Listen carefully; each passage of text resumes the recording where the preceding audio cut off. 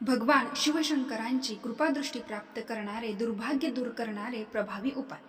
दिवसातून 3 वेळा शिवदर्शन करणारी व्यक्ती सर्व दुःखातून मुक्त होते। सकाळी केलेल्या शिवदर्शनाने सर्व पापाचे क्षालन होते।